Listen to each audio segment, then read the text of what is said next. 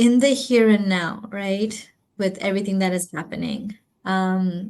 We're in a constant battle of trying to, this idea of the pain that I'm feeling is not worth reflecting on because there's people around me who are going through so much more, right? So this idea of comparison of pain and pain levels, right? So saying, and part of it's saying, Alhamdulillah, it's not as bad as it could be.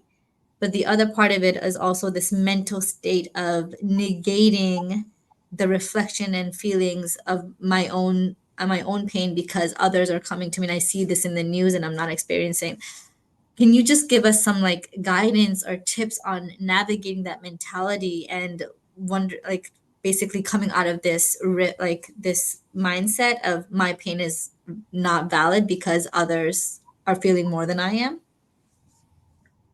So it's a really good question. And, a friend of mine who has been through so much trauma, way more than I have.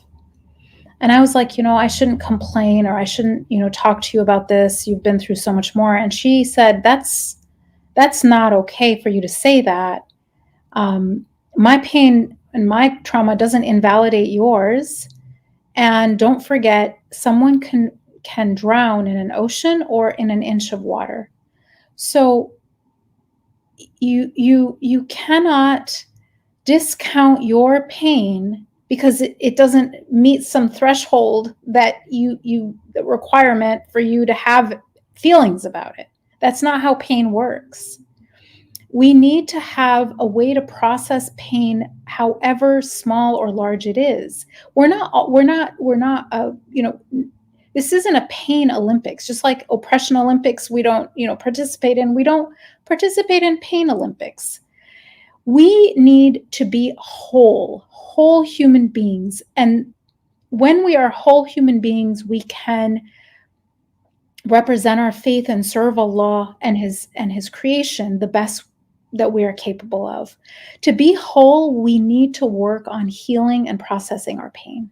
So to suppress it or discount it or invalidate it because we think that it's not, we talk about first world problems, and I get it. I get it when you're looking at, people whose entire life is crumbling and you're like, well, I shouldn't, even be talking about the fact that, like, I might be going through a divorce, or I have, my child is really struggling with their mental health.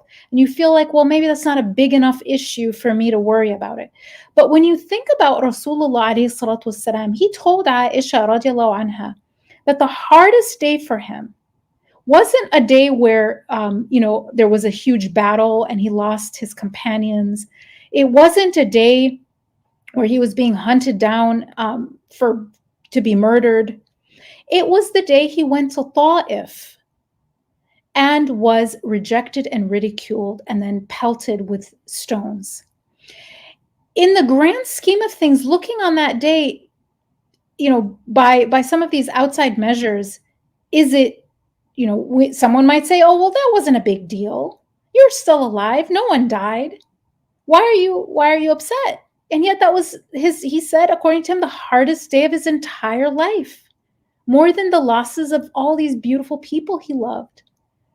So the ways of the heart are understood by Allah. And if your heart is feeling pain, then that requires your attention and that requires your processing and your healing.